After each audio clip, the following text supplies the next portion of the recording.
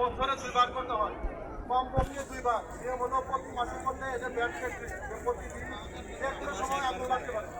এই জন্য আজকে যেটা আমরা করলাম, এটা হলো কি ফায়ার ড্রিল বা অগ্নি মহড়া। এটা হলো প্রতি বছরে 2 বার অন্তর অন্তর বাংলাদেশ ফায়ার সার্ভিস এবং থেকে এই চিন্তা করতে হয়।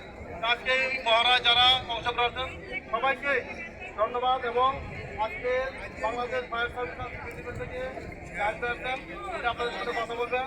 বিশেষ করে যখনই যে কোনো জায়গায় আগুনের কোনো সূত্রপাত পান, কোথাও কোনো ধোঁয়া যদি দেখেন, সাথে সাথে ফায়ার অ্যালার্ম বেজে তারপরে আমরা এই নিচে আস্তে আস্তে পথে আচরণ করি।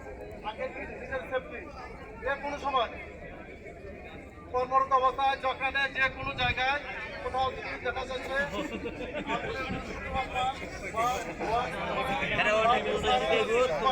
সাথে সাথে আপনারা কি কাজ বন্ধ করে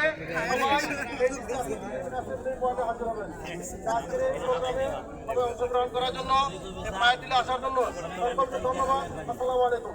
এখন আপনাদের সামনে কথা বলবেন বাংলাদেশ ফায়ার সার্ভিস থেকে আগত জাহিদ ভাই।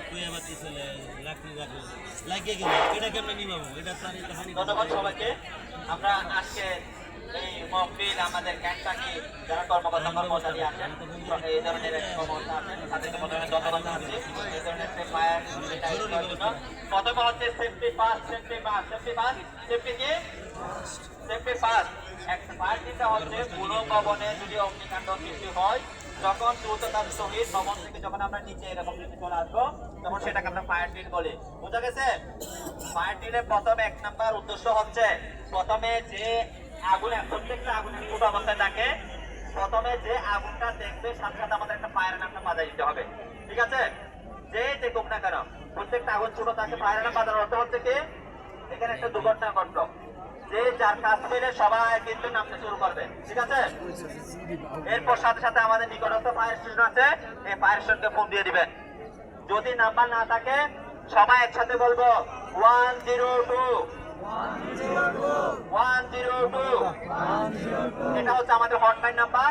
যদি আমাদের নাম্বার না থাকে এটা দিয়ে আমরা কোনো টাকা পয়সা কাটবে না, দ্রুত ফোন দিয়ে দিবেন। এরপরের কাজটা হচ্ছে ফায়ার মেসেজ দেওয়ার সাথে সাথে যে অগ্নিকাণ্ড সৃষ্টি হবে সেই রোগের সংখ্যা আগে বেড়ে যাবে। ঠিক আছে? এখানে নারী, পুরুষ, প্রতিবন্ধী, প্রেগন্যান্ট অনেক থাকতে পারে, তাদেরকে আগে নামার সুযোগ করতে হবে। তারা যদি নামতে না পারে তাদের মাত্র পদতুলায় মারা যাবে। একবার নেমে যাওয়ার পরে কিন্তু পুনরায় আর সেখানে কোনো মোবাইল টাকা রেখে আসবেন, সেখানে আসতে যাবে না, আগুন। ঠিক আছে? এখানে যখন কাজ পেলে এখানে চলে আসবেন। মন রাখবেন সবার সম্পদের চেয়ে কিন্তু জীবনের মূল্য অনেক বেশি। যদি আমাদের একটা ভবনের মধ্যে যদি কোনো সময় আগুন লাগে, তখন আপনারা লিফট আছে এখানের জন্য না, যেখানে তার শ্রমিকমূলক হোক, লিফট কখনো ব্যবহার করবেন না। ঠিক আছে? সিঁড়ি দিয়ে আসবেন, নামতে না পারেন তাদের উঠে যাবেন, তাদের মধ্যে লাভ দিবেন না। ঠিক আছে? এরপর সর্বশেষ এখানে আসবেন, এসে কাউন্টিং করবেন। ধরে নিলাম এখানে আজকে ওয়ার্কার কতজন, আমরা সবাই কতজন আছে, আমরা এখানে 500, এখানে কতজন আছে 1200 জন। 1200 জনের মধ্যে 50 জন মিসিং।